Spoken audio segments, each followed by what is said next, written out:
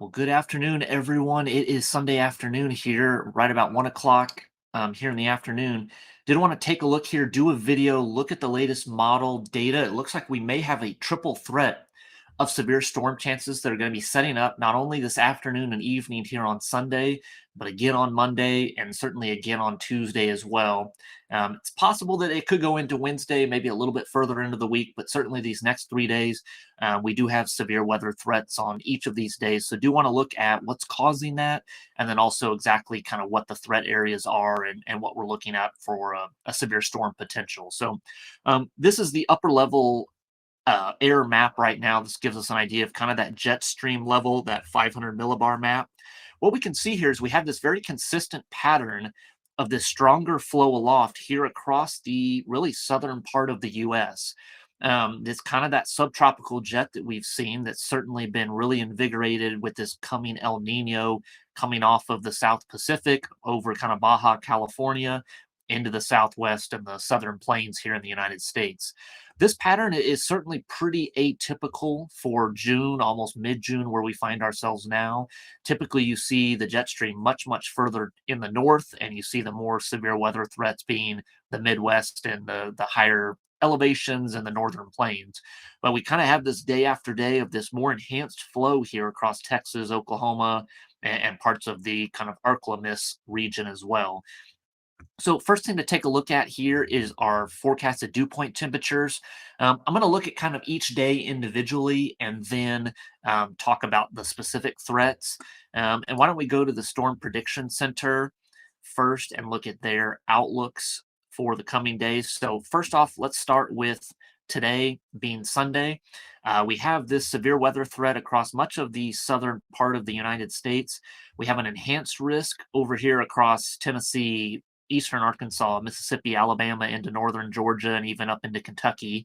We have that slight risk extending here across North Texas, including the Dallas Fort Worth metro, and another slight risk, 2 out of 5 here across the kind of higher elevations, Raton Mesa, into the panhandles as well. Main threat that we've got here, a little bit of a tornado risk up here, as well as over across the enhanced area over here.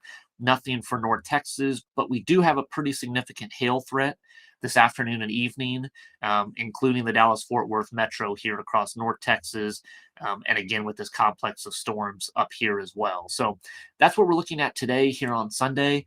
When we look at our moisture, we are going to have this pool of moisture, these higher dew points kind of almost nosing up into that Dallas Fort Worth area. This is going to be our triggering event to see some more severe storms firing this afternoon and evening. And we're not going to have any issues with that moisture quality with, again, dew points into the upper 70s. 75 to 80-degree dew points are pretty crazy to reach all the way up to the Dallas Fort Worth area. And when we look at the simulated radar reflectivity here, let me just a couple things here. Southern Plains.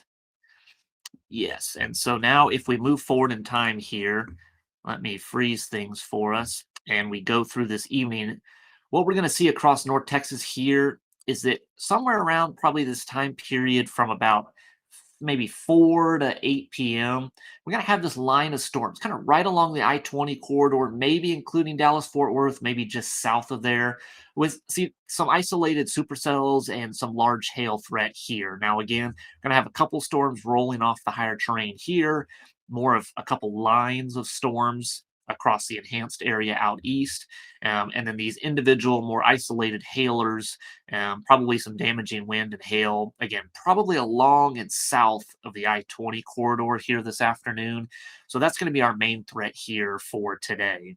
Now, moving on into Monday, when we take a look at our threats, we are going to have a little bit of a threat here for some damaging wind, maybe some hail across the Louisiana, Mississippi, Alabama, Florida panhandle area.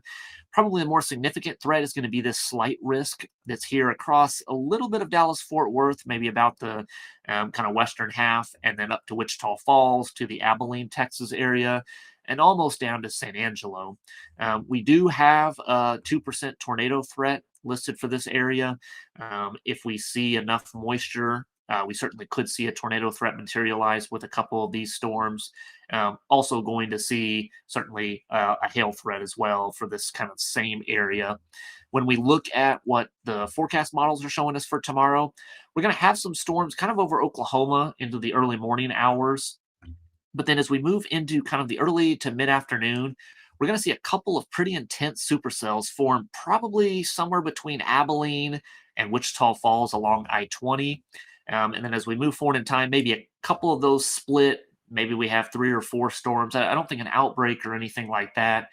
They're generally going to move off to the east southeast. They may possibly clip Dallas Fort Worth, especially maybe the western side of the Fort Worth area, and then maybe even a couple storms that develop behind.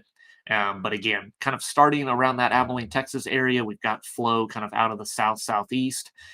Certainly could have all severe hazards. Tornadoes would be a possibility here. Certainly large hail and some damaging winds as well.